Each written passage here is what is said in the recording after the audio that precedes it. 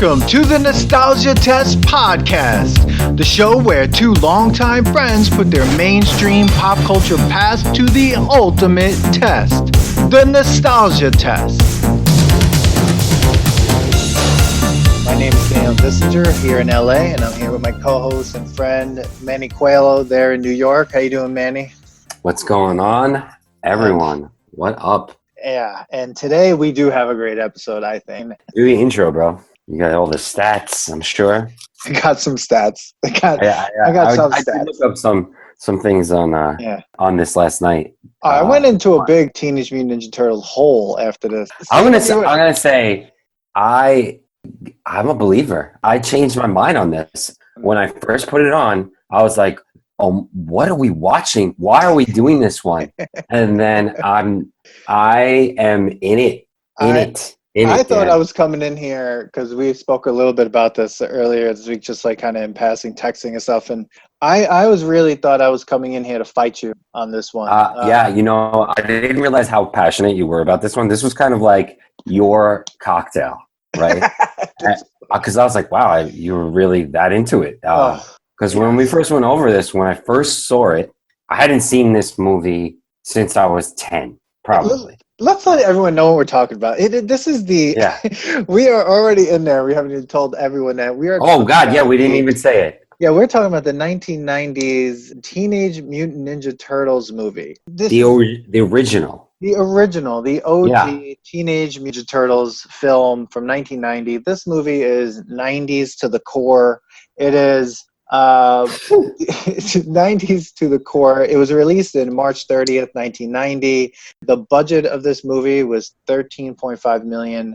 And in the end, the box office total was $202 million in 1990. Biggest independent release. Yeah, box office ever, which I had no idea it was independent. So this is an indie film. So Teenage Mutant Ninja Turtles is an indie film, okay? Indie film. Teenage Mutant Ninja Turtles is a 1990 American martial arts superhero comedy film directed by Steve Barron, based on a fictional superhero team of the same name. The story follows Splinter and the Turtles, their meeting April O'Neil and Casey Jones, and their confrontation with the Shredder and his Foot Clan. It stars Judith Hogue, Elias Koteas, and the voices of Brian Tochi, Robbie Risk, Corey Feldman, and Josh Pais. Yes. Wow. Biggest name in all of that was all those names. I mean, Corey Feldman was huge back then. The fact that they got him as an independent release. I'm still blown away about this as an indie film. And that was the one thing I didn't know going back into this movie, that this was an indie film. I wouldn't think this was an independent film because, I mean, like, it was a comic book film. It was origin story, I was like, oh, yeah, of course, like, somebody was doing it to make a buck, Mm-hmm. But then after you dive into it and figure out what this all was, and that nobody even wanted to touch comic book movies after the fail of, there was a movie that came out, it was like a Marvel movie before this. The story goes that nobody wanted to make this. Nobody wanted to back this because they were like, no one's going to go see this. And I didn't realize this. They didn't want to be like the cartoon, that this was closer to the comic book. But yet, I think you needed to know a little bit more about the cartoon to even understand what the heck's going on in this movie. But I don't think they cared. That's why at first I was like, what am I watching? Like the first minute of the movie, I'm like, no, I'm gonna shut this off. And then I didn't like it. We were arguing a little bit.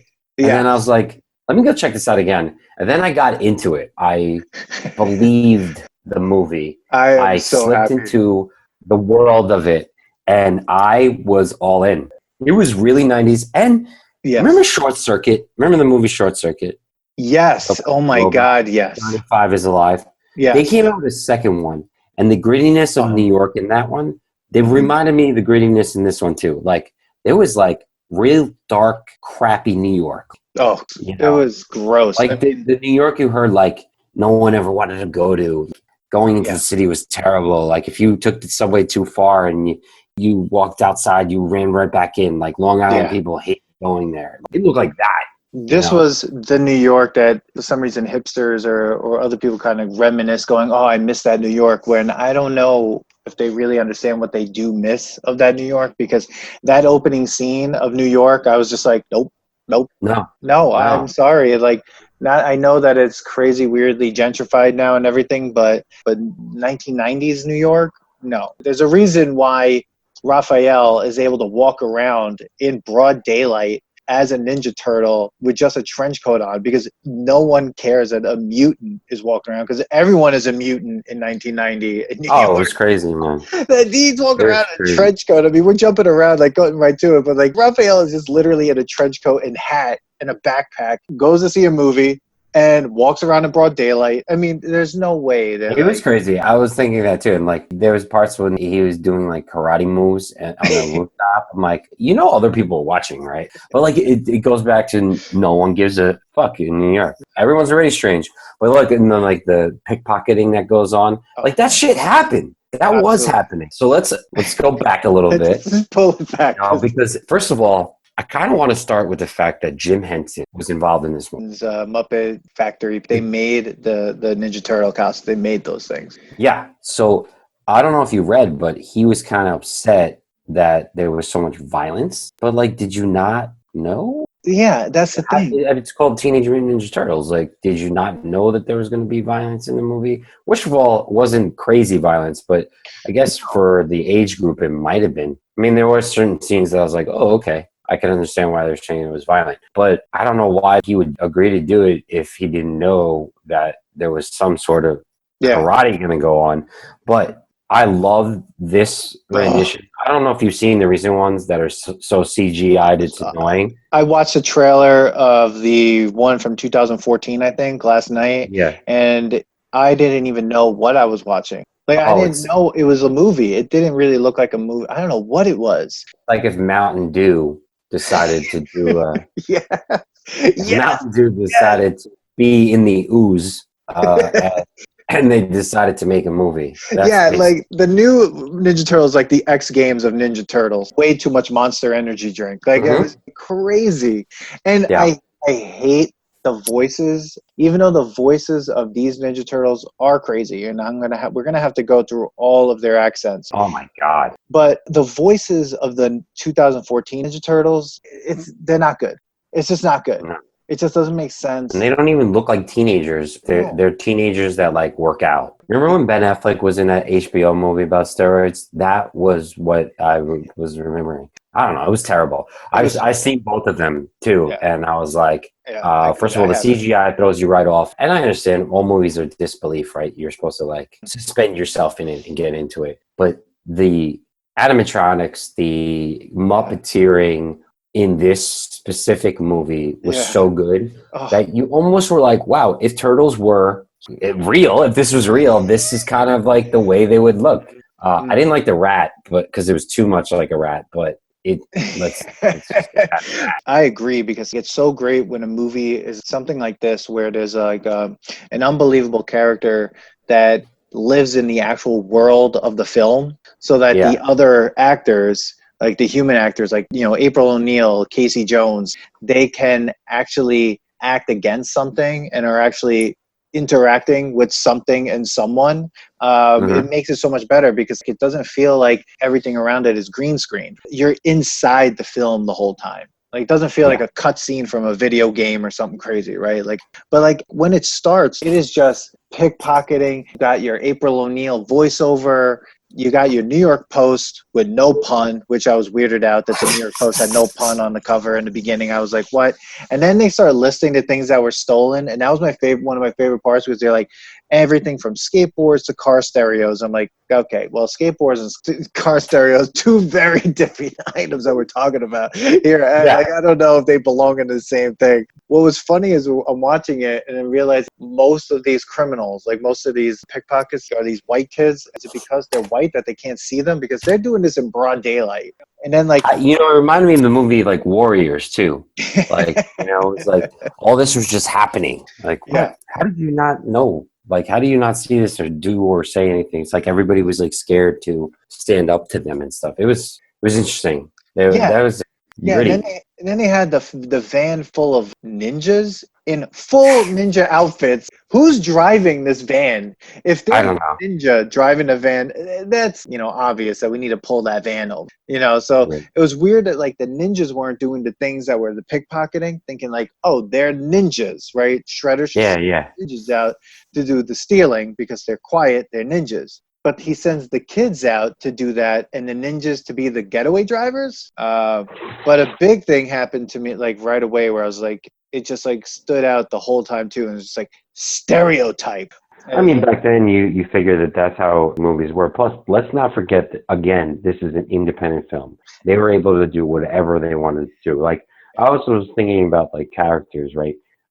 Back to this, the way they were, and they didn't use CGI, and they weren't what I would say cute to look at, right? no, If Disney took this over, they would have moved the eyes, they would have done this, they would have done that for it to be yes. pleasant. That's why the rat Splinter was terrible to look at, right? He even was like, when he was about to meditate, I was like, what the hell is about to happen? Right? I think they cut that out. They probably had a long scene that he's meditating and he's like, and his face is like, thank God they had the Yo, kids like start dancing, right? If that was Disney or any other like big studio, they would have made them look better. They would have made them look cuter. Instead, because it was an independent, I believe, now that I see it, I'm like, oh, now I get it. They wanted to look real. They wanted to be like, if a rat became super big, this yeah. is what it would look like. It's not pleasant to look at. A rat is not cute. So But it was no one was pleasant to look at. It was so 90s and so like real that I was, yeah, everyone's gross and dirty and like in and out of the April was in sewer. that. But the Everybody thing, was like, what were they wearing? Like, crazy. yeah, we'll get to that. But like when we see April O'Neil in the beginning of the movie, it was a daytime broadcast. It looks like she's leaving the news station at like 2 in the morning. Yeah, that goes back into like you just suspend the belief of you've now gone to she was there for a long time. She works all overtime Yeah. and now she's like leaving home at night. I mean, She she's was leaving like work at night. she was like the premier investigative journalist of New York. It was crazy the types of things that Yeah, she was doing. But what's yeah. funny is she walks outside, all these supposed teenagers are robbing her van. And who's standing there? Sam Rockwell. Now, Sam Rockwell. Goes back to thinking too, independent movie. Was this one of his first films? it had to have been one of his first films. It had to have been. So he's supposed to be a teenager. Looks like And he's 25. it looks like he's 25 years old. Sam Rockwell. Now, somewhere in this movie, though, Skeet Ulrich is also in this film, uncredited or something like that, and Yeah, someone else I forget as well. So there's a lot of people in this film, right? yeah. But Sam Rockwell's there. They attack April O'Neil. It takes like 5 of them to tackle her to the ground, and then all of a sudden, here come the turtles, right? The worst cut ever is when Raph throws his weapon and hits the light, and it takes like a second for the light to go off. Yeah, It needed to show you the yeah, weapon, you yeah, know. yeah, yeah. That was a bad cut, but they do what they do. Then it goes like this weird beginning title credit scene. Yeah, that was the cold Cold, open to the movie. cold. And then this weird hip hop funky introduction to the movie. Then you get everyone's personality and accent. So I just want like Right there. Right there. Okay. There's this, this movie doesn't even introduce you slow. It's just like, hey, you better know about the turtles.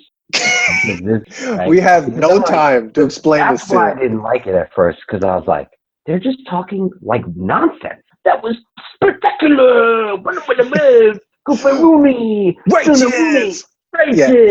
You Oh know, my and god. you're like, if you didn't see the cartoon Yeah. right away, this is for the fans. Like, Yeah. we're going right to the fans. Yeah. Eventually, we're going to go back and talk about the origin story. Yeah. But, and that's what, like 20 minutes later, but we're going to get to these guys right away. Like, this Yeah. is how goofy they are. Yeah. They're teenagers.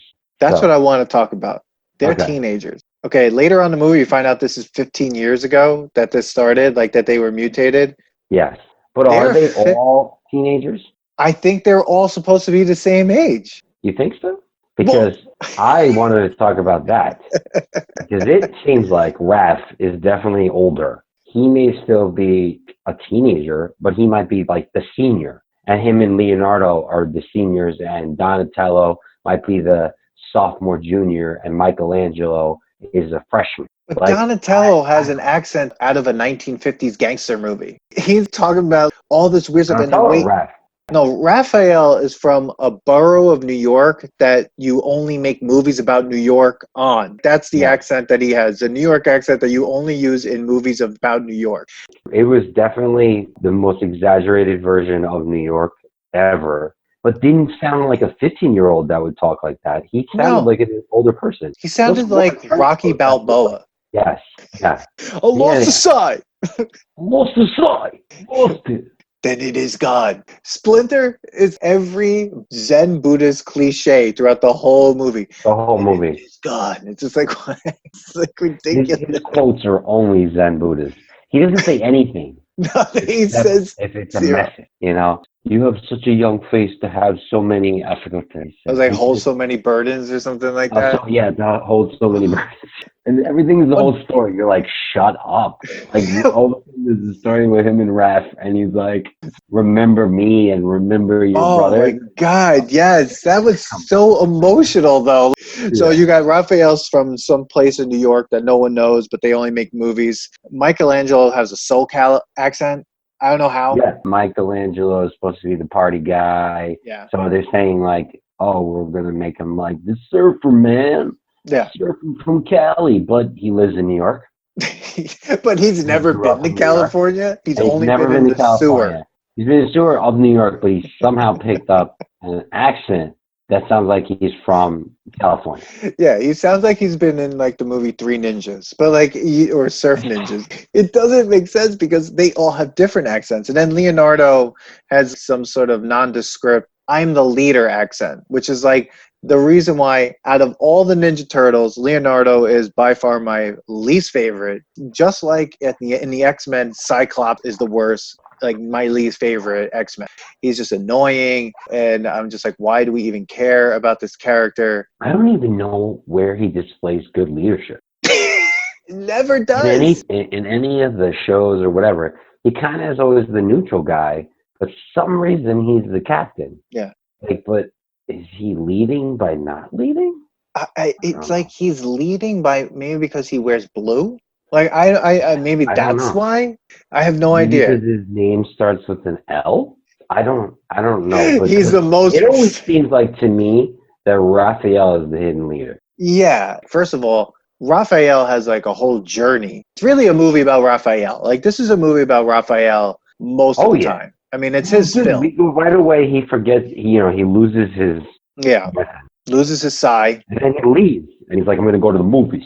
Yeah. It's like, all right, you're just going to, your rat sensei just said, you have to learn the art of fitting in and not being seen, and you're going to go to the movies wearing a trench coat that has a backpack for some reason.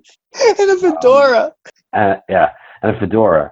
And you're just going to go, and no one's going to stop you. And then meanwhile, that's happening with Donatello, who's supposed to be the smartest person in the room. He's supposed to be a scientist. And Leonardo are doing a dance.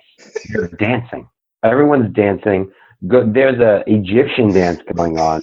Wow, Splinter is still doing his little speech of some sort. And then Raphael's just like, I'm out, and then no one stops him. That's why this movie it's a Raphael movie. Yeah. And Raphael is the hidden leader. Where'd they get money?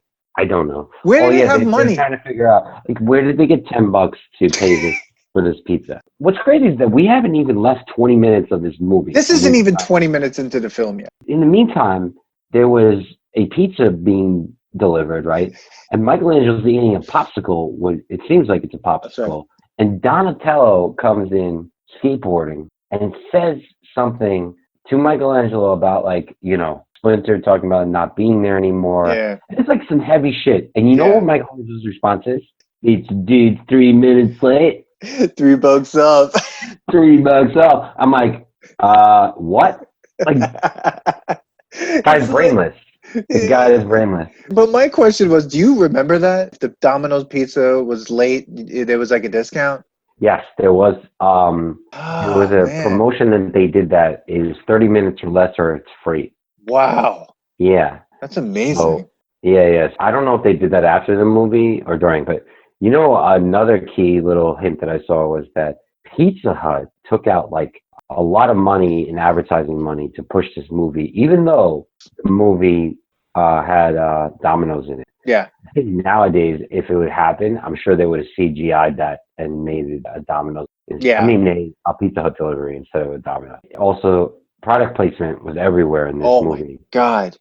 McDonald's weirdly placed while Danny Oh, that was the Burger King. Burger King, that's what it was. Yeah. Okay. I just want to say something about that. This is what made me realize this is an indie film. All the product placement was like the B team product placement. Instead of McDonald's at that time, Burger King was not as great, right? So you had No. like this Burger King box and it looked horrible. Yeah. You have Pepsi instead of Coke. You Yep. have Domino's instead of Pizza Hut. I mean, with a $13.5 million budget in 1990, they're lucky they shot most of it in North Carolina. You could tell that the product placement was nothing. And then when you think of like what happened in The Secret of the Ooze, first of all, they didn't even make as much money. Of Vanilla course, because then that film. yeah. So like they But made then because it became a phenomenon, right? Because they're yeah. like, now we want to back this movie. Overnight, it became like this huge success.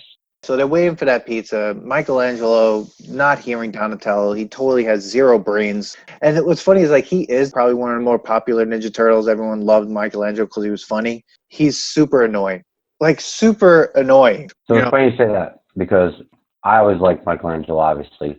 Party dude, Yeah. always like center of attention, crazy. I mean, there's a lot of things that I take from him, right? I, in fact, actually just bought a Michelangelo costume for a advertisement for the brewery. All because of this movie. So I have to thank you. I was like, oh, I should do something with Teenage Mutant Ninja Turtles, and I'm getting Michelangelo because of the M, or because he's a party dude. That's right. That's But hilarious. I do want to say, yes, I became a fan of Raphael. Yeah. He's the most well-rounded, most like attitude, or like always fixed to like, yo, let's get this done. Leonardo doesn't know what to do. Nothing.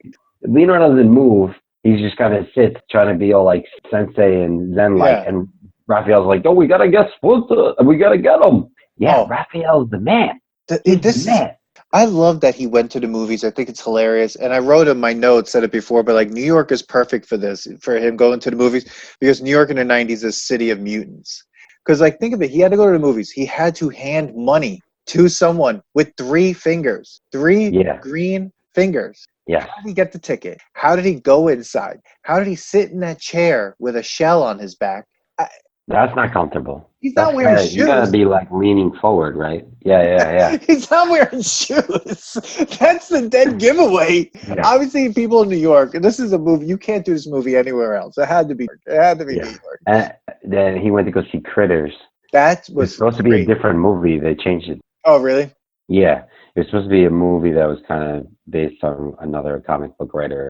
I don't know why they changed it for that. I guess to just advertise for Critters. Right. Yeah. So the best thing though, like the next scene is Casey Jones right into it. Like, yo, let's introduce the human in this. Boom, right in. This fight between him and Casey Jones, and how Casey Jones is just cool with it. He didn't like bug out that there was a turtle that he had to fight. He was just like, all right, cool. He didn't even know he was a turtle. First of all, Casey Jones, one of my favorite characters. I love this guy.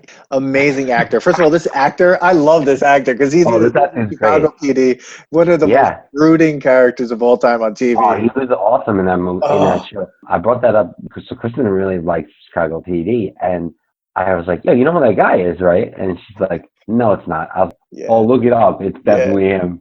And it's just like, no way. I'm like, yeah. And she's like, I can't even believe it. I'm like, yeah, he was like, what, 20 at the time? It's like really young. Elias Koteas. That's how I think you say his name. I mean, unbelievable actor. So Casey Jones comes in because these 2 kids stole a pocketbook. Then Raphael stops them by tripping them.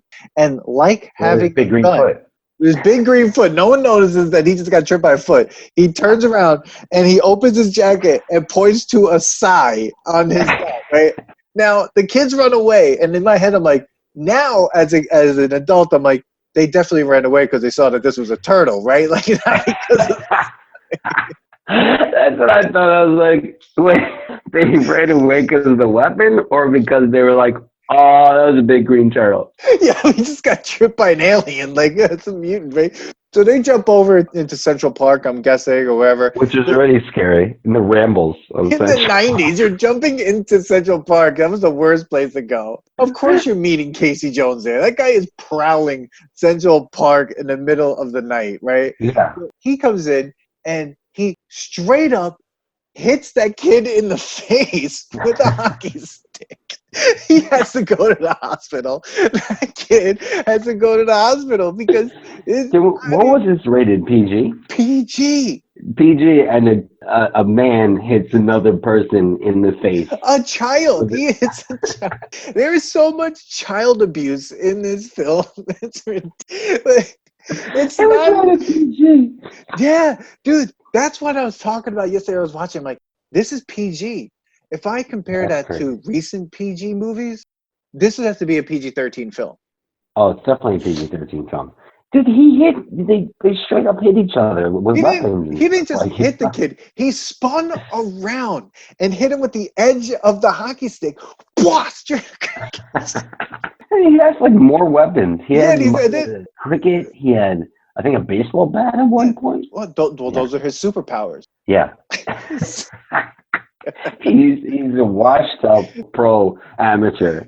Yeah, who's now a homeless renegade, who I will talk about his sweatpants at a later part of the podcast. It's the most obscene sweatpants of all time. Dude, everything about him was obscene. The mask, I'm like, I don't even know what's going on. Okay, you played hockey, so did I. Yeah. That's not a real hockey mask. That was a mask, like, to go against like Friday the 13th, like kind of mask. That's when it was like the 70s. Like in the 90s, we had goalie masks that were better than that. And this guy's wearing this. Could you imagine playing hockey with people for the first time, being like, and someone rolling up with that mask, kind of like, I have to go home. Like, I'm not just nuts.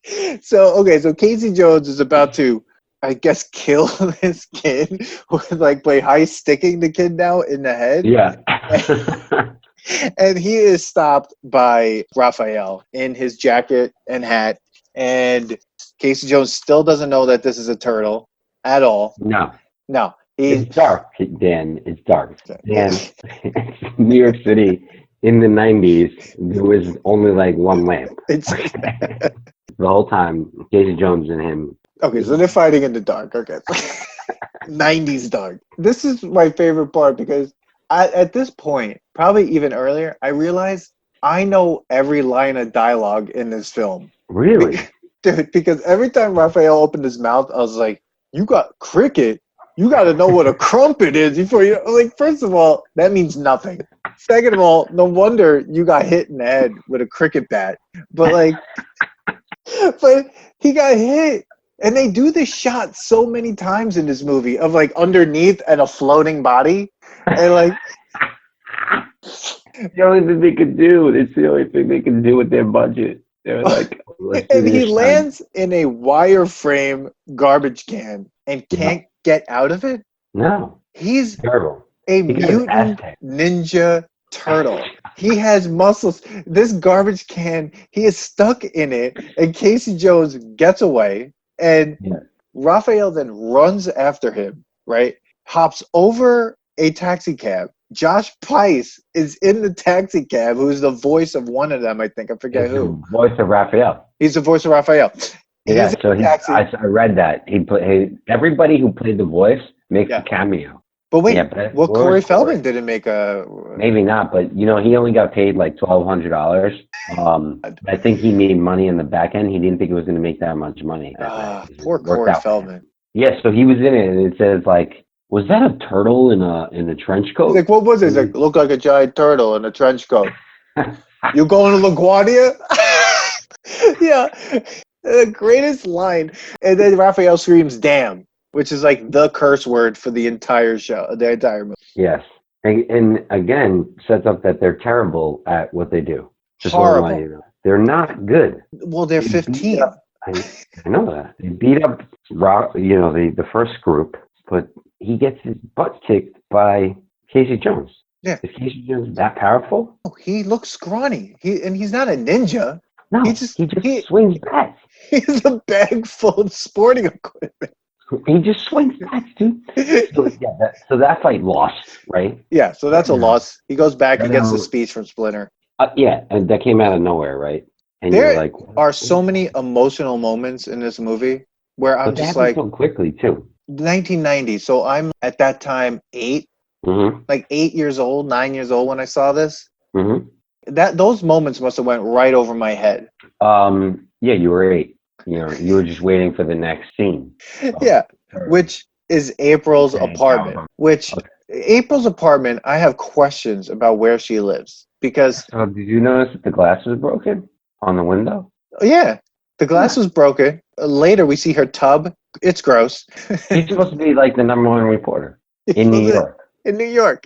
She lives on 11th and Bleecker in the 90s over an antique shop that her family owned. We don't know what happened to her parents. I'm guessing everyone that she knows is dead. I don't know. Nobody runs the antique store because it's all dusty and gross. She opens it twice a week. When?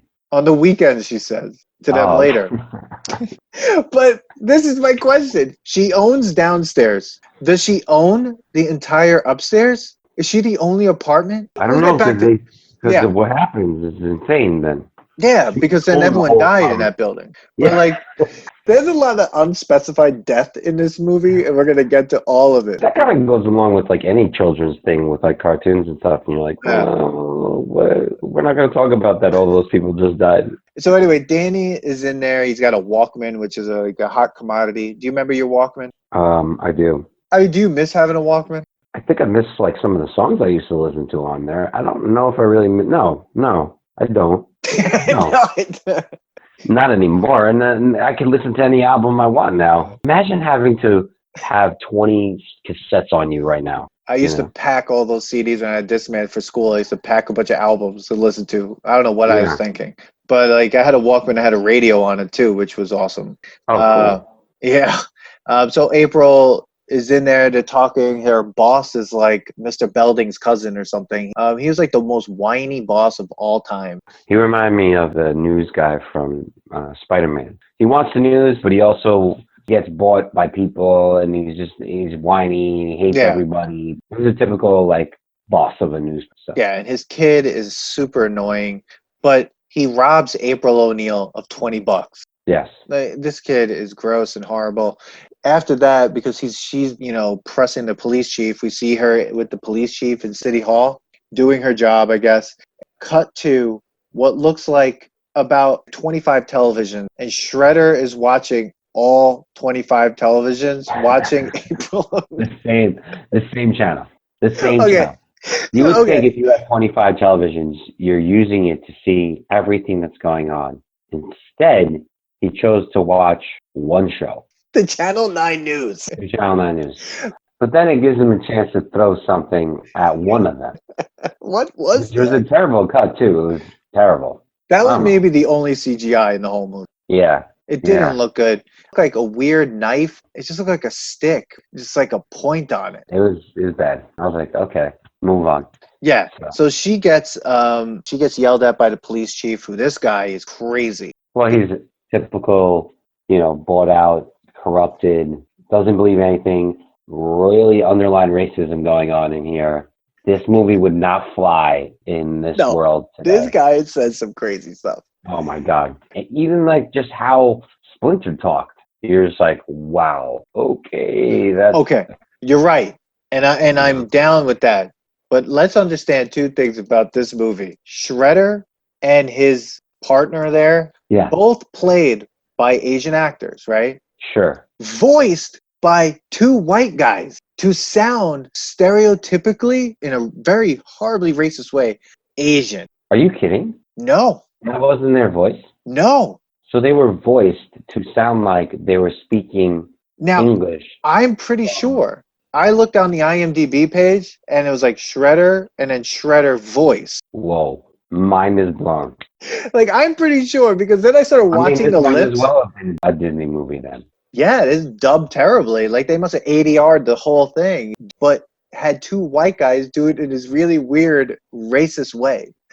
That just blew me away because I just thought the most racist or just racist sounding was the rat, was Splinter. But I Oh yeah. definitely don't think that would have passed right now. So now Shredder wants April silenced. What does he do? He sends a ton of ninjas her way. But who's following her in broad daylight? Again, in his mastered disguise, Raphael. The leader, No one, not Leonardo, no, Raphael. Raphael, because everyone else is at home just like drooling over April O'Neil. I mean, it is really weird how infatuated they are with her. I guess because they're Well, that's 15. kind of like teenage crush shit. Yeah. He goes after them. The only added part of his disguise is a New York Post. So he's just hiding behind a newspaper. Still a gigantic turtle. No shoes. Still not wearing shoes. Yeah, no shoes. So he runs down to the subway. She runs down to the subway. It's broad daylight. She's at the city hall stop. People get on the train. There's no one there. No one's there. During the day, she's not the only one who missed the train that day. Like right then and there. Like there's a million other people that missed the train, and she's by herself. So this is the third time that April O'Neil is victimized in this movie. In the beginning, she's jumped by Sam Rockwell and like a bunch of other guys. Danny steals $20 from her. That's the second time that she's victimized. Yeah. And then this is the third time you could say maybe the fourth time at this point because she is screamed at by the police chief, but we'll let that one slide, I guess. So she gets victimized again when she just gets smacked in the face by a ninja. And then in the face. Yeah, and she pulls a sigh out of her pocketbook, which is that she's just had around. Yeah, but that's my question. And that's another reason why Ralph was following her, because he wanted that back. So. But this is what's funny. You're a New Yorker, right? Okay, maybe you want to bring something with you to defend yourself. So she woke up that day and she's like, all right, I got my lipstick, I got this, I got maybe a snack for later, and my sigh that I found. And I have no idea how to use. No, she pulls out, immediately gets knocked out of her hand, of course. And what does she do? She then's like, that's it. Like a real New Yorker, she's like, I'm not going down. She tries to beat these ninjas up with her pocketbook. They take a bunch of blows and then they just like punch her in the face or something. Yeah. Oh, God. She goes down. And then Raphael comes to the rescue and totally kicks butt and then jumps down onto the train tracks into the sewer with April O'Neil. And doesn't think at all that people are going to follow you. Right. It's not like you killed any of these guys. They're going to follow you. Yes. But here's the thing. They must all smell like garbage because they live in the sewer, right? He must smell terrible when he goes out to watch the movie. He's got to have piss and shit on his feet while he's like walking around because they're walking through the sewer. There's no way that they get away with any of this. I mean, that's where you have to just go, well, I mean, it is a movie about Teenage Mutant Ninja Turtles. Well, later on, April's walking down there in flats. Yeah. Like feet exposed. Yeah. They live in a different world than we are in. But for some reason it's based in New York. So like there's dirty New York, but there's also it's a movie about Teenage Mutant Ninja Turtles. Yeah, it's a rat that has like some weird sweat on him. He always looks wet. Always. Well, yeah, because he's in the sewer. But that's my thing. All of the sewage is raining down on them, and they're eating pizza that God knows what's going on. And they have a payphone down there? Yeah. And how do they use it? Where do they get quarters from? Where are they just getting money that falls down there? All the money that falls through the sewer grating, they're down there collecting it. Yeah, oh my God. That's what it is. It's like they're just getting money from like coins and quarters and dollars that people drop. Yeah. I just want to probably explanation. Absolutely. They're not stealing it. No. But, And I just want to remind everyone that I love this movie. Let's also remind everybody, it's a movie that was meant for like 9-year-olds. Maybe even 15-year-olds and down. Okay, I'm glad you said that. Well, then we get they bring her down there. They lay her on the couch. This is another one of them, another amazing Raphael line when it's like, what do you think we'd do? It's like, I don't know. Little couple throw pillows, a TV news reporter. Raphael is laying on the New York accent thicker than like the sewage that is down there. It goes back to the fact that I think he's older. I gotta research more behind the original of this. Is like there must be something saying like if they're all the same age or not. I guess maybe not. I guess not. I mean, I guess maybe Raphael Or could be like, like 19. or is he like acting that way because he like saw a certain movie or whatever? Yeah, but they're all real like cinephiles. They love watching films because maybe that's it. Maybe they all took on a different Yes. personality from a movie they love because after they tell April, she wakes up, First of starts all, screaming. well, Yeah. yeah, she wakes up, starts screaming because you Yeah. wake up and there's a rat the size of you in front of you who hasn't moved. No. Okay, he's No. getting rained on, Yeah. sewage, He's wet. stuck in that chair.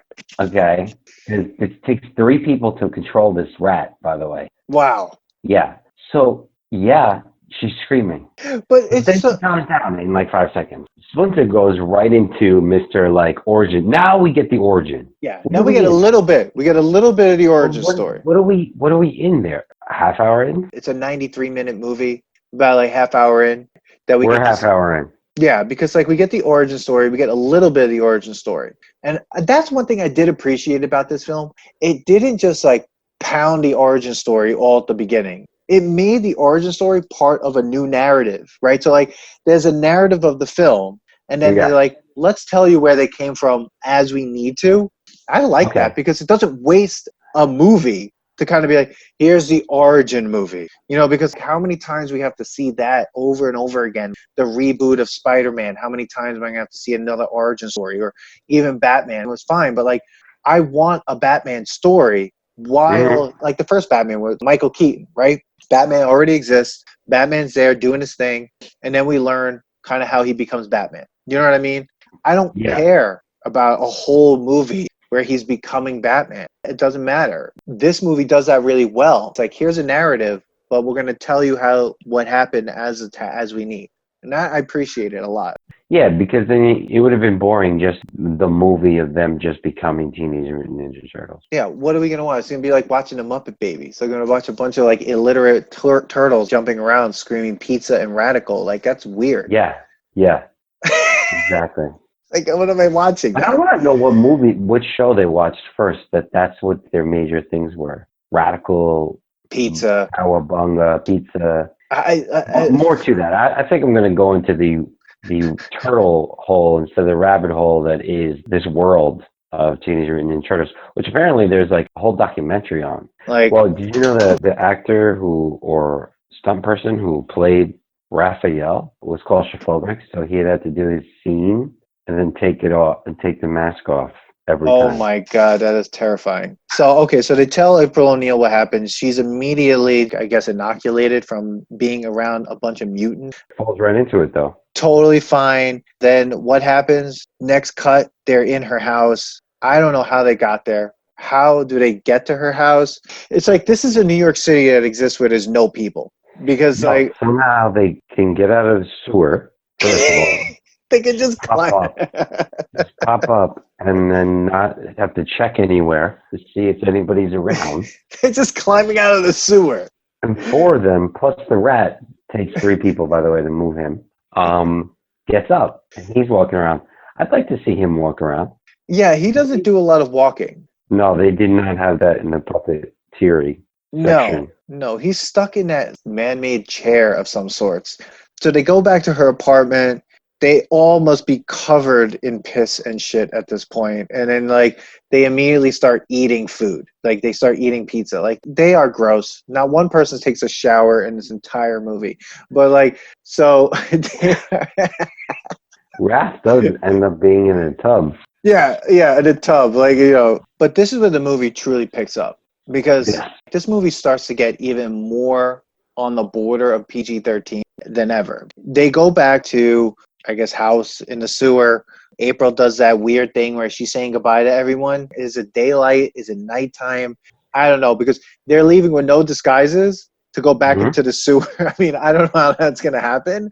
But she does this thing where I took notice of this. She closes the door and like leans her back against it like she's in love with one of them, with Raphael, because that's the last one. Yeah, because she kind of doesn't she mention him in the news or something like that? Totally inappropriate. Yeah. So this is a love story. Older. It's a love story, but that's what I'm saying. How old is Raph?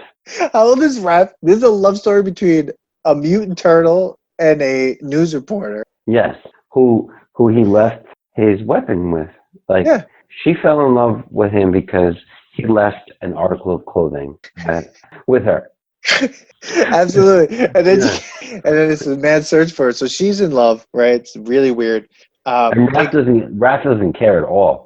Being a player the whole time. Mikey won't stop talking. Oh my God. It's just like over him and Donatello. I mean, it's just like crazy. Leonardo, I don't know what's going on. Leonardo's in love with Raph.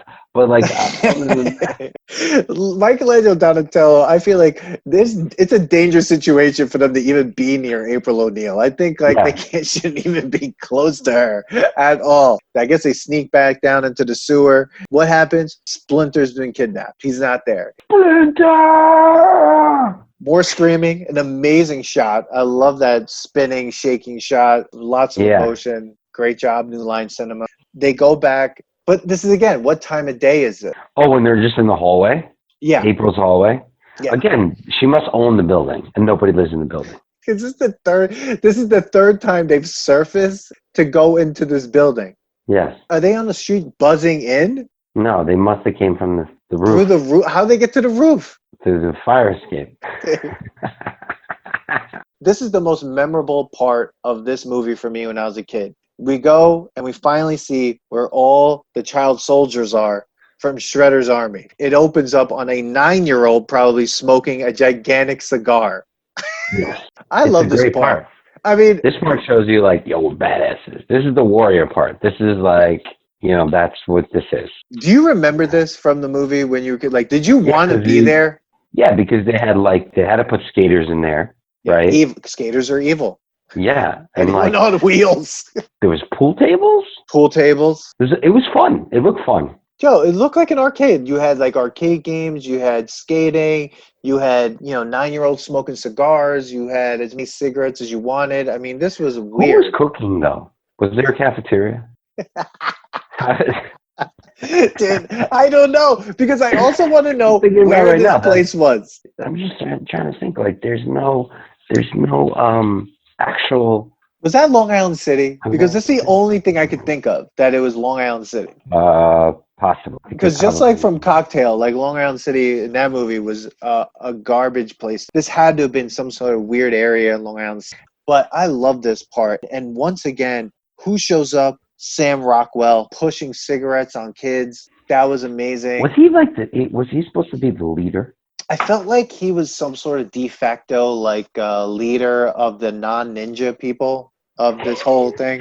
Well, it was crazy because it seemed like there was also a class system in this whole thing where it was you could either be the lackeys who were stealing, and then you could also choose to take karate class and move up. Karate class. Move up in the rankings of the belt. Wasn't this the scene too? Somebody got to get a mask. So you see the child soldiers, they're doing graffitis, and then hard cut to ninjas, and then all of a sudden Tatsu attacking the one kid in training. He bows, and that kid gets kicked in the face. Dude, there's so much child abuse in this movie. Casey Jones hits a kid in the face with a hockey stick. This guy just gets kicked in the face by an adult. And then Shredder comes, and everyone has to go see Shredder. Shredder comes out in a glitter cape and glitter pajamas. They definitely spent all their money on everything else, but they were like, oh, crap. We still have Shredder. Oh, no. What are we going to do? And it was like that. Yeah. It was like that costume you buy at last minute at the Halloween store that only opens for Halloween. And there's one thing left. And it's just I guess I'm going to try to wear that. Yeah. There was glitter, purple suit with glitter. And the weird thing is, why did it come with a cape? And then that guy has to take the cape off of him after he walks into the arena. How big is this building? It's the biggest factory. He's folding back the cape. This is my favorite part, to unveil more metal and raise. Exactly. And like Shredder is Bane before there was Bane. They stole this voice for Bane. He's wearing the Bane mask almost, and he's like, he puts the weird mask on that kid's face. And being a foot soldier is terrible. You're covered with this netting, this metal netting over your eyes. It was weird. How are you supposed to fight like that? I don't know. And you can't breathe in that thing. No, There's no air holes. No. Even now, like, I gotta wear a mask all the time when, being outside. And I'm like, this is like tough. It's not good for fighting. It's not good for heavy breathing. Like, now imagine doing a roundhouse with that. Yeah, you need like all the breathing you can have. And also your face needs to like breathe so you're not sweating and it goes over your eyes and your eyes are getting hurt because of the sweat. Okay, so Shredder makes this crazy speech about like him being their father. That was creepy. And then what happens? Danny rats on. Oh no, wait, because did he see the turtles yet? Yeah, she does. He sees the Ninja Turtles in April's apartment. Remember? Yes. Yeah, because he sees them in like in a reflection in a mirror. But like that scene where like Michelangelo is hiding under a kitchen table. You're a ninja. What kind of choice is that? Obviously, then someone has seen them on the street. You're a turtle. Like, why not just be your shell and that's it? Okay, so then they're back at her apartment. Raphael and Leonardo get into a fight because, of course, Raphael goes to the roof to, I guess, work out or like blow steam. Well, he starts to blow up steam. The funny part of that scene, Leonardo and Raph are fighting about something. I guess one of them wants to go right after and find Splinter. The other one wants to take their time. And the other two just go, fight, and walk away. Yeah. Like, they clearly know that they're not the leaders. The leadership is being fought over Raphael and Leonardo. Yeah. The person who this is all at fault was Raphael because he let himself be seen.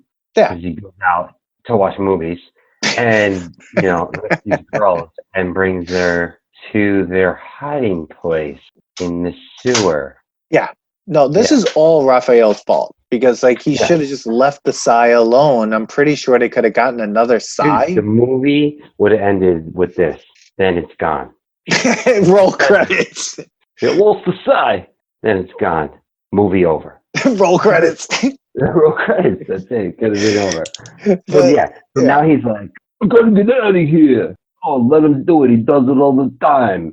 And he starts doing weird karate. I don't know what he was doing. He was just doing things. Some cartwheels. And then why is Casey Jones?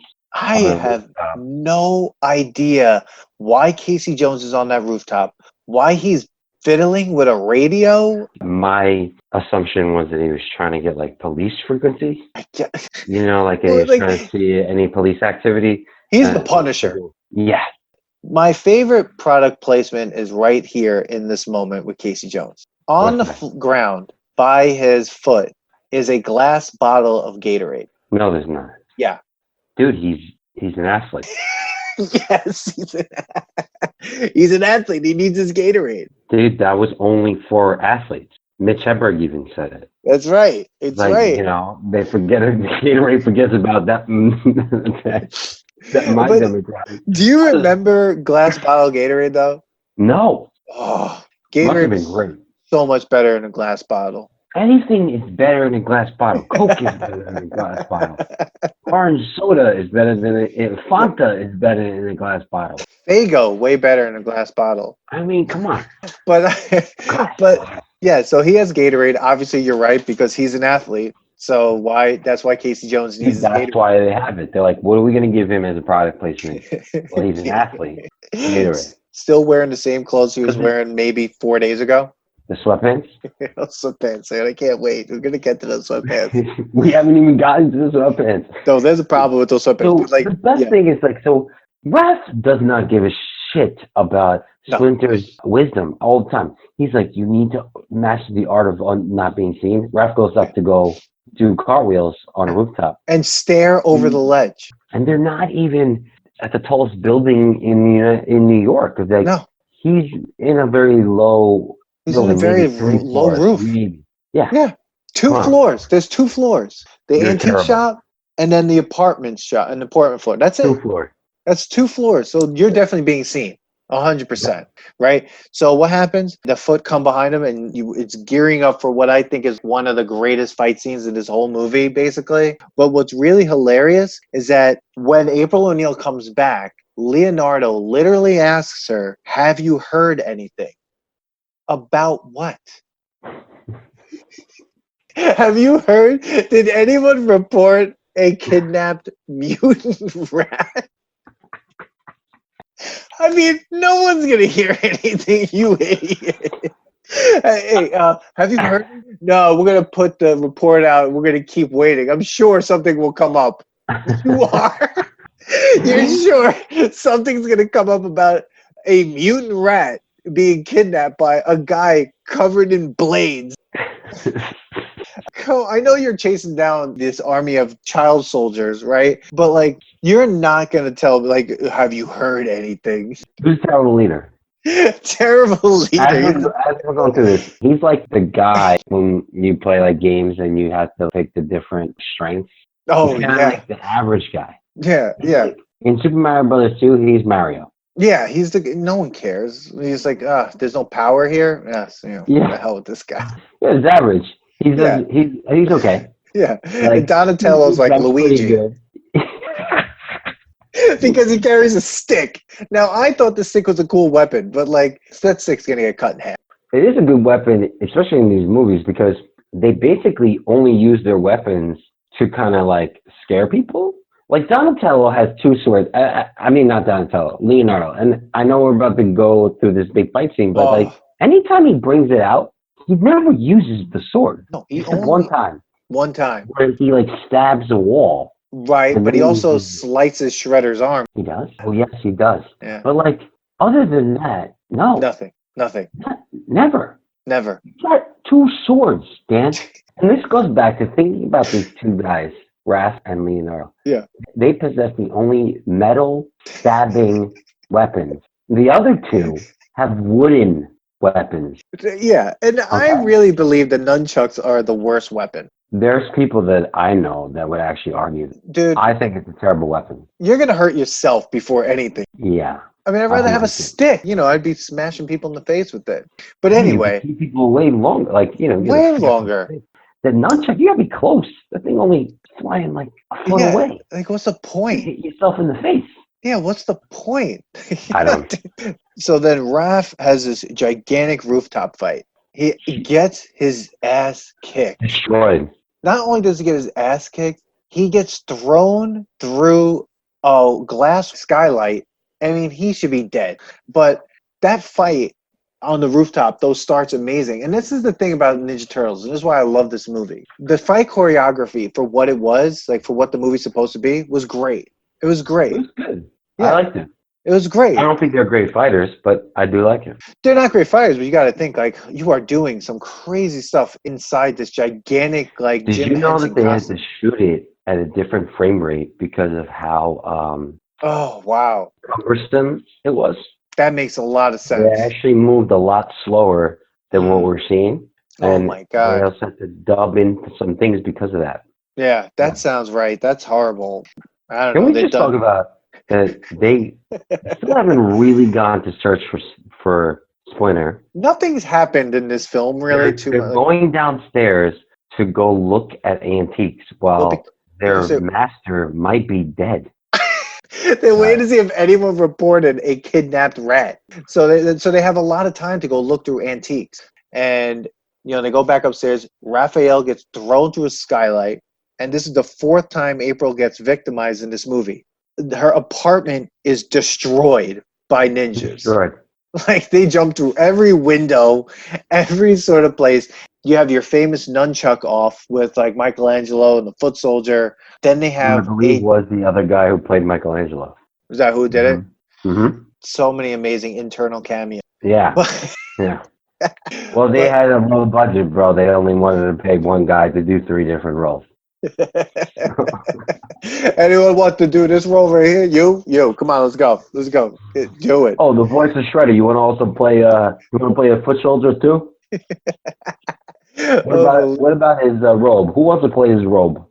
Who wants to get kicked in the face? You kid, this kid, kick that kid in the face. Let's go. Did you get that shot? But if we believe all the foot soldiers have to be kids, right? The way it's all set up, it's like the foot soldiers are oldest 18, 17 years old, 16, 17 years old, probably 17 Mhm. years old. So this is a movie about child soldiers fighting other child ninjas. And then it's also about how comfortable they are about seeing 4 mutant turtles. Because if I was a ninja and I've never seen a turtle before, and they're going to fight me, I'm out. I'm out. I I'm don't care how screaming good my head of a off, and I'm ninja I am. I'd be like, there's a turtle, and he's the size of me. that's a monster. We're not fighting. We're not fighting. They were totally comfortable with it. They were Like, totally wait, you want me to fight this monster? Like, this is a monster. There's 4 monsters in the world that know 1 English, 2 dialects. They all have a specific dialect, and 3 They are go ninjas. And they're They call ninjas. themselves ninjas. And I would be screaming my head off, being like, "I'm out of here." But Yeah, what is this for? The yeah, TV? To go smoke a cigar? Play yeah. pool? I'm just gonna go play Narc again over there in the arcade. I was cool with the. I don't need to do the belt graduation thing. I could just steal Yeah, stuff. I was I was good with the pickpocketing, the free Walkman, and like a few cigars a day. Like Yeah. I don't want to fight monsters. They have weapons. Like what the?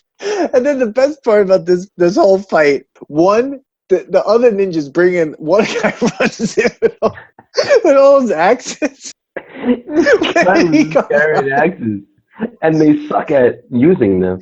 Where did this guy come from? Is there a car outside? That's another thing. First of all, how they all get there, and why are the cops not seeing this? Why is no one seeing this? No one. No one wanted to call 911. Nothing. Everyone's in quarantine in this movie, apparently, as well. Like, no one's on the street. That's exactly it. This actually took place during quarantine. Yeah, like, what is happening? Oh, my God. Oh, my So God. the best part is, like, they're using these axes. They all suck at using these axes. This goes back to the fact that there are all teenagers who are still learning how to do anything because they're just like the Teenage Mutant Ninja Turtles. They're all terrible at fighting. Oh, horrible. Okay. They're basically all at yellow belt, in my opinion. And then you give an axes and have to fight monsters. Go. And they're swinging it, and in the middle of it, they're like, "What a fortune, dude!" And they, obviously, it goes back to the comedy that this is. They constantly keep it lighthearted. Yeah. While an axe is being thrown at this guy's face, they're talking about how they should thank God they're not a lumberjack, and they're playing like Wheel of Fortune. They're like, everybody loves Vanna. Yeah. And That Wheel of Fortune part. Just stay away from him. Yeah. Just walk away. Let him finish spinning. Or at that time, hit him with the axe. Or hit him in the middle. Hit him. Go rock him. I've seen 3 of them. Dude, the one in the middle. But the one thing was funny is like, as have fights going on, you're panning around the room, your apartment. There are foot soldiers laid out, right? Like they're not moving. So I'm like, these guys are dead. Like there are dead teenagers. Many of those soldiers have been sliced by Leonardo's sword. Accidentally. Raph's, what's his thing? The side. The side. That's not really like for slashing. It's more for like stabbing. You gotta like then pull it out. And then like stick it back in and pull it out.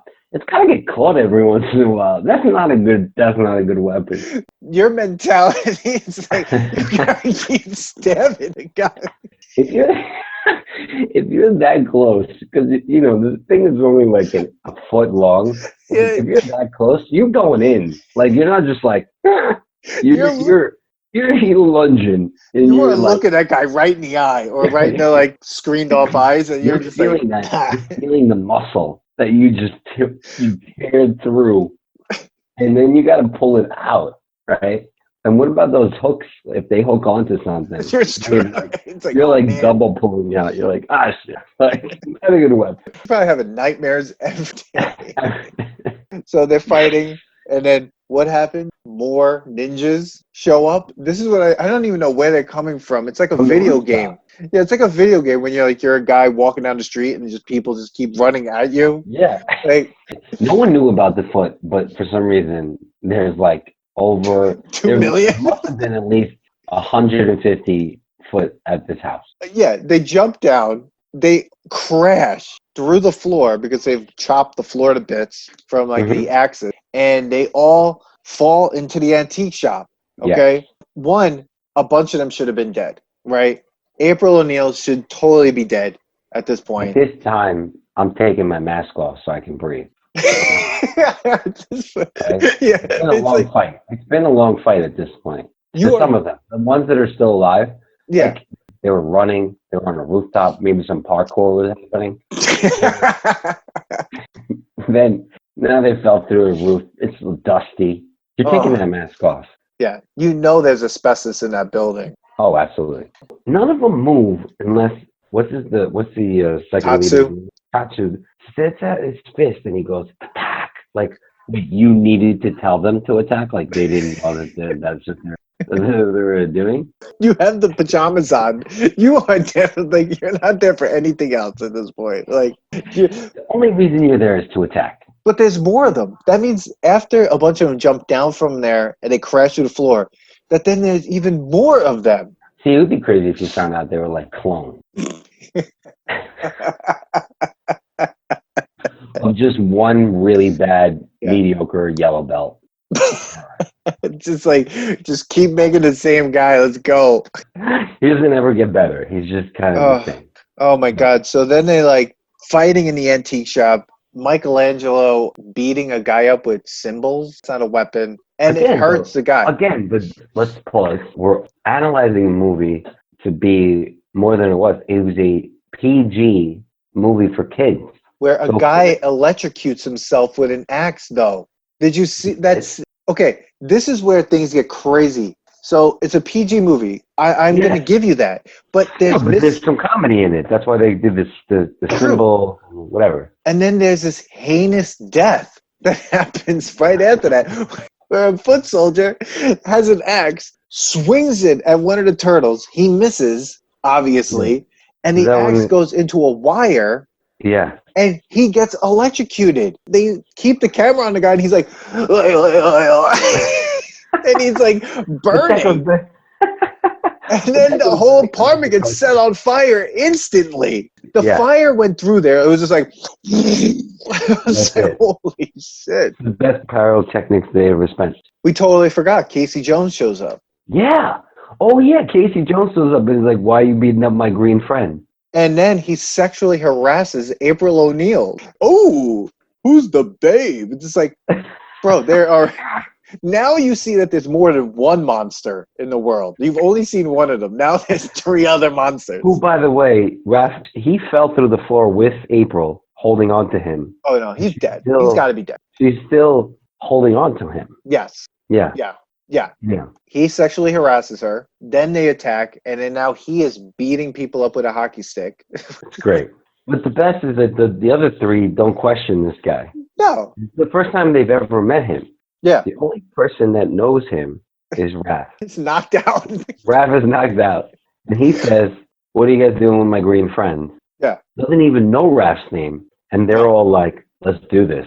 Yeah, let's do this. Like, we're good with this guy. They're like, oh, we'll just let this older guy deal with this situation. There's the melting phone, right?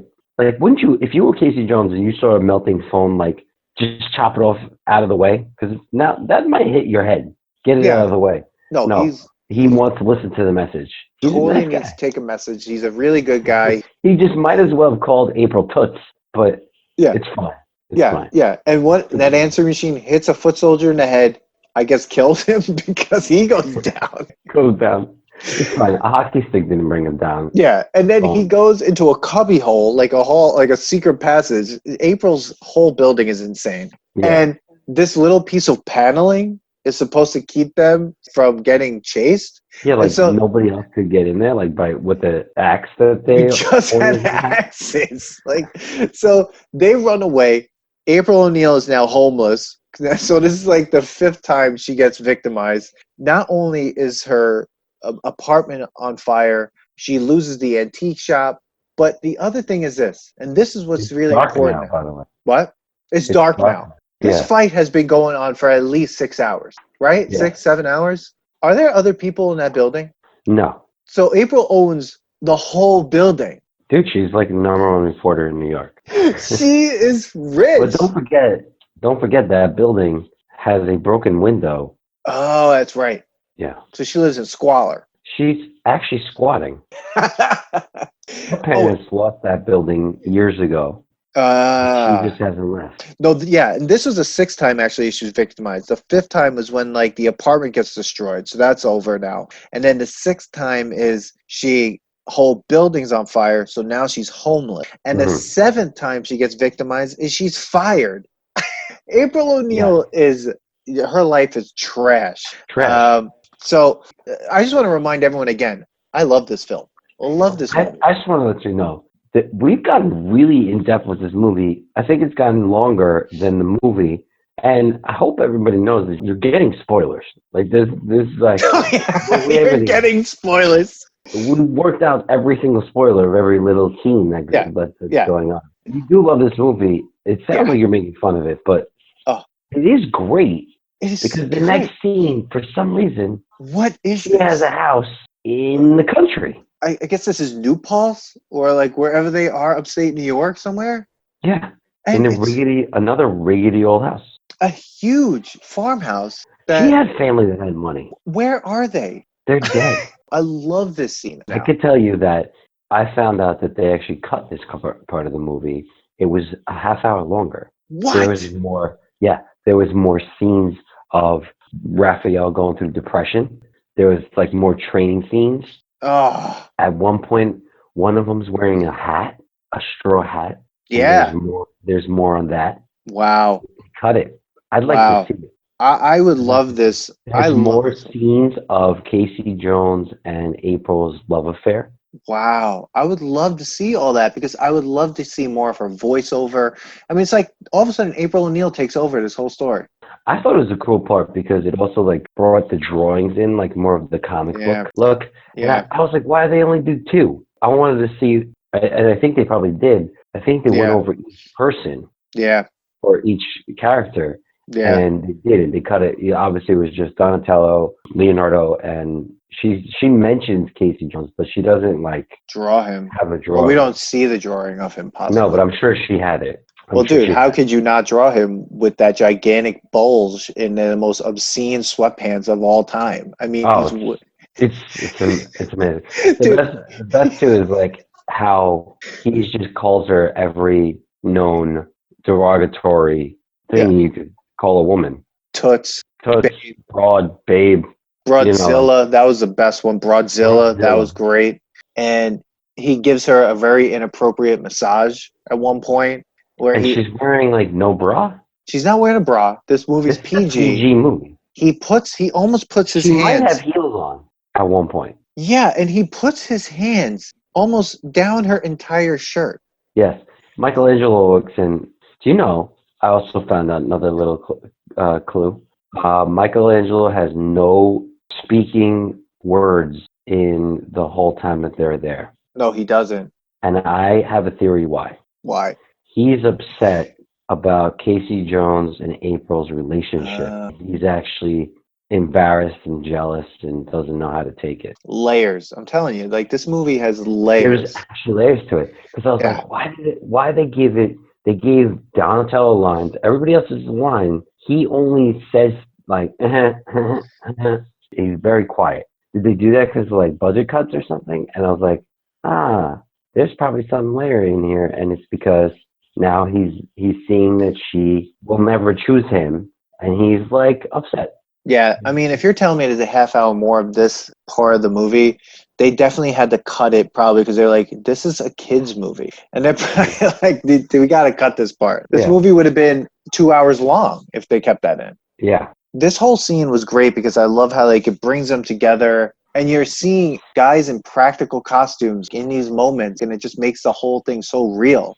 You know, Yeah. Raphael's in the bathtub. Leonardo is trying to like make sure he's okay. I mean, you're just watching it, and you're just like, what is happening? But like, you love it because it's not just crazy. Everything's cowabunga. Like, this is a real film. This is emotional. There are layers to this movie, and you know, this is the all is lost moment if you want to think about it, like in the Yeah. film. Split with this weird scene now with Splinter, who is like hanging off a fence. They beat the crap out of him.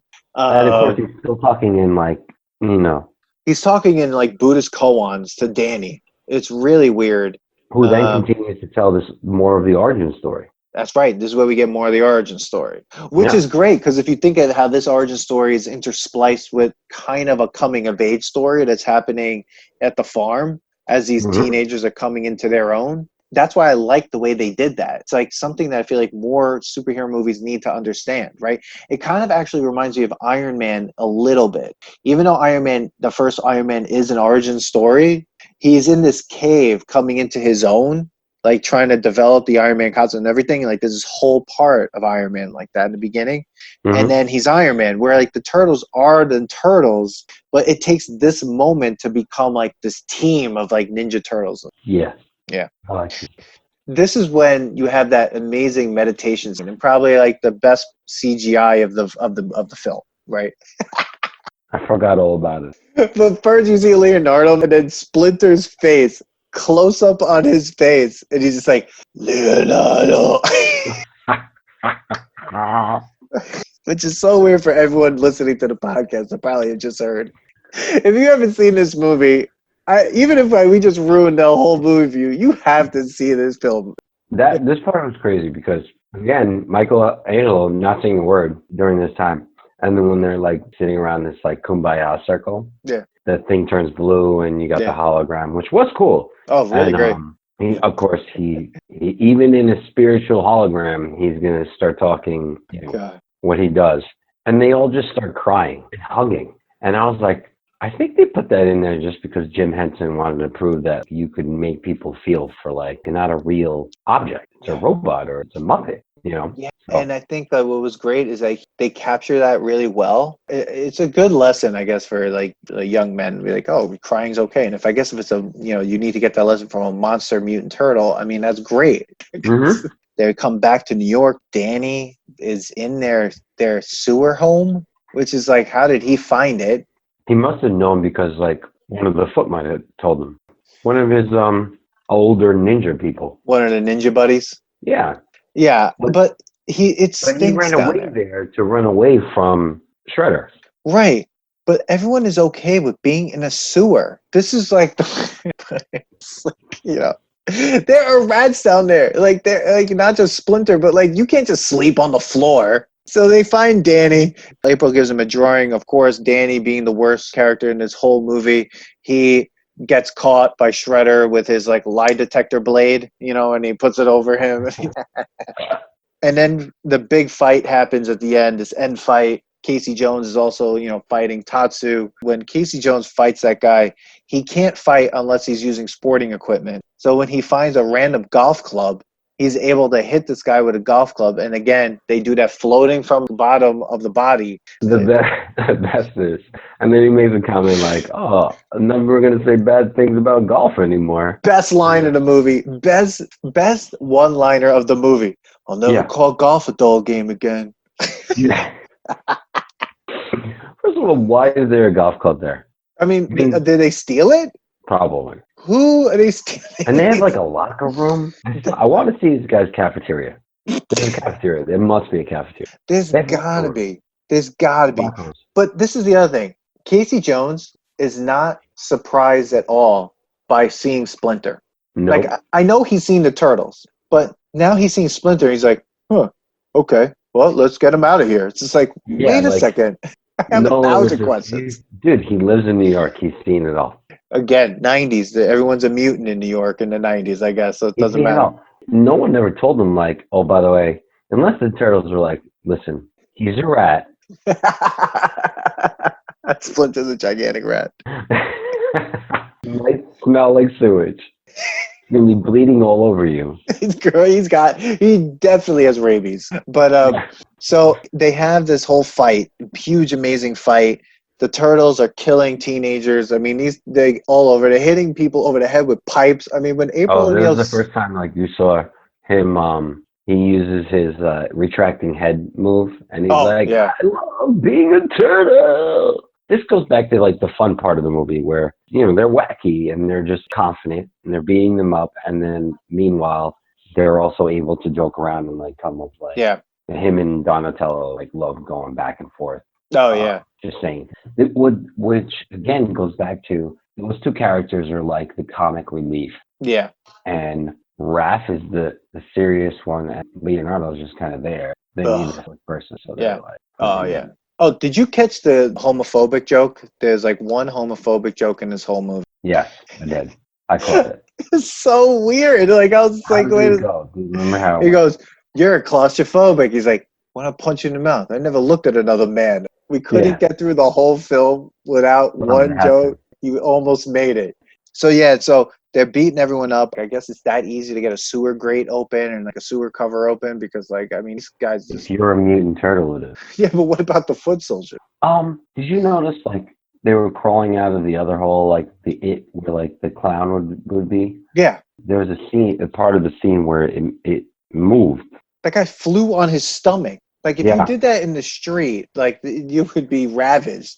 So yeah, these are great fight scenes. I really love them. It's so hilarious how you see like the streets riddled with what looks like dead foot soldiers all over the place. They go to the roof and they have their unbelievable face off with Splinter, Oh, you with do? Shredder. I mean, So I didn't like this scene. So there's a couple of reasons. First of all, I'm going to tell you this. It's the only scene that Shredder ever shows in all of Teenage Mutant Ninja Turtle movies, apparently. It's the only scene that Shredder actually shows his fighting style and oh moves. yeah, right. Second, they were getting their asses kicked by Shredder. And the whole time I'm going, have they not learned that they need to all four of them team up? Thank you. Okay? You have a leader who didn't even say that. And he's like, all I know is this guy knows where Shredder is. I mean, where Splinter is. And Leonardo runs at him with two fucking swords. Somehow. He jumps in the air. Like Yeah. that's not a move. Somehow. The You're a other ninja. the other three are like, let's look at that. And they do.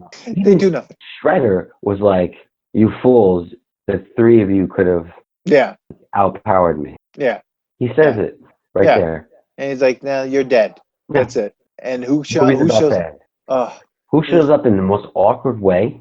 Because you're not even watching him climb. how did he get up there? The three people controlling him were like, we're not having him move. For what seemed like 4 days, they've been beating this rat, and he's been hanging like he's being crucified.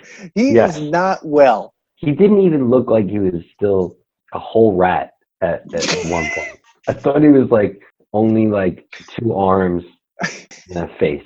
It seems like whenever a ninja gets angry, they forget that they're ninja because Yes. Shredder charges him. That's his move. And Now, what is wait. Before we finish that, spoiler. spoiler alert? Before that, Shredder says, before Splinter shows up, Shredder says, throw away your weapons. Yeah. And there's this fantastic cut of the nunchucks getting stuck on the railing. Yeah. You're like, why do you need to show me that? Foreshadowing was huge back then. Because you needed to put it there to explain where he would have gotten nunchucks from in the end. So, so he charges after him, basically having Leonardo's move, but now it's the other way around. Instead of flying in the air, he's running with this thing. And the rat, who has been beat up, somehow moves to the side and then catches him with a nunchuck. He's holding a full-size man with what has to be 50 pounds of metal on him with a string. Well, that's really what it is. Like around a smooth pole? There's no way, right? No. There's no hook on the pole. Yeah, nothing. There's nothing on the pole. And what does Splinter do? He starts doing his Zen Buddhist thing again. He starts talking to him about, like, I don't know what, like trying to teach him a lesson. He has to teach him a lesson. He said, you will die unnoble or something like that. Without honor. What does Shredder do? He throws a knife at Splinter, and Splinter catches it. Catch. Like, are you kidding me? I've only seen this thing in a seat, right? A pizza landed on the guy's head. He didn't even catch the pizza. He didn't even catch the pizza. He didn't even take it off his own head. No one took it off his head. I wouldn't touch that after it touched my head. Steve, and no one helped him. He's just like, ugh. So you tell me the same guy. Kids. That's what he said. The same guy who's been like neglected. Like, this is like elder neglect. He defeats Shredder at the end. You have 4 monster turtles. They did nothing. Dan, they did nothing. They killed a bunch of teenagers. The movie in is pajamas. They did okay at the house fight. They did really good in the ultimate fight against the shoulders. But against Shredder, Nothing. They did nothing. And a rat that had been beat up for 4 days straight I don't know how he made it. Maybe he floated to the top of it. I don't know how he got up there. Okay. He was able to take a nunchuck, wrap it around, and then catch a knife. Catch a knife that's just like, whoa! Like, while still doing a speech. Yeah. Like a lifelong speech. And then Shredder falls into a garbage truck. And the best thing. And spoiler alert, Casey Jones crushes him. Turns it on. This is a PG movie. You see Shredder's helmet being smashed. Yes. Yeah. Double spoiler alert. In part 2, Shredder comes back in one piece. I don't know how that's possible. It makes no sense. You don't have to make sense of it. Oh, and then finally, I guess the cops finally come because someone called 911. Because they saw a bunch of dead ninjas on the street. They arrest Sam Rockwell, and then April O'Neil gets her job back. April hasn't taken a shower yet, and she has to go on TV now. And she tells Casey Jones to shut up and kiss her. So this is why I think they should have kept more of the scene besides him like force massaging. Yeah. Because then you were like, oh, okay, that came from somewhere. You didn't really see the build-up. I mean, she should have kissed Raphael. That wouldn't have flown back then. Interspecies losses. Oh my god, the movie's over. Unbelievable film. Splinter says. I can't believe we went this far with it. I didn't think we were going to go this far in depth, but it shows how much you like the movie. Oh my god. Basically, we just told the story of the movie. Like, we did everything. It might be the wrong way to do this, but I just don't know. There was just so much gold in this movie. I don't think it's the wrong way. I think it's our way, whatever it is. It is, Did you listen to the end credit song, which was a total summary of the entire movie? Yes. We could have done that. Was that by the Humpty Dump? No, that's some random guy. I don't know. Bro, that sets up, first of all, really 90s. Super 90s. Like extremely 90s. That was almost like Rocky 5 kind of like. Oh my god. Right? So, all right, so let's wrap up. Okay. Does this pass the test? If you want to go for All right, I'm going to go first because this is your movie, so I'm going to go first. Again, like I said in the beginning, I really was not. I wasn't in it. It didn't grab me. Something about a movie that if it's good, you suspend your disbelief, and only good movies or movies that are worth it will make you do that, and then you stop caring about how cheesy or what. There's no way that could work. It's against all law of physics and stuff like Fast and Furious and all that. So at first I hated it. I'm glad I looked at it again and I looked at it a different lens, and it was definitely nostalgic. I started thinking about the cartoon. And I was really into, and how silly everything was, but at the same time, it was kind of like serious. And I liked it. I enjoyed it. I thought it was very 90s. Now, do I think it's a good movie now and wouldn't stand now? I think a lot of the content wouldn't fly.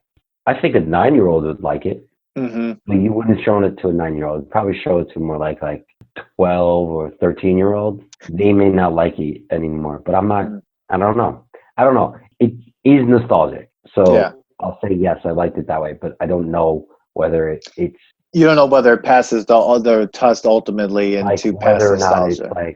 hey, this is like, it is a good movie. Like, Mm-hmm. it was a good movie for its time. The special effects, like I said, I think it was great. I think people don't try as hard anymore like that. They just rely on computer. And I thought it was good that they didn't. And it made you feel more real.